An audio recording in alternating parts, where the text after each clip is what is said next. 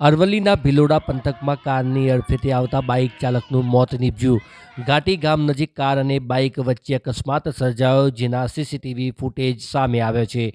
Car અને bike વચ્ચે સામસામે ટક્કર થઈ હતી, જેને લઈને બાઇક ચાલક ઉછળીને નીચે પટકાતા ઘટના સ્થળે જ મોત નીપજ્યું.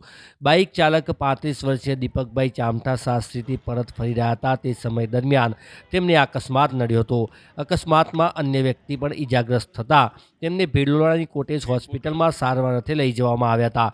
ઘટનાની જાણ થતાં ભિલોડા પોલીસની ટીમ ઘટના સ્થળે દોડી આવી હતી. સમગ્ર ઘટનાને લઈને પોલીસે તપાસ હાથ ધરી છે.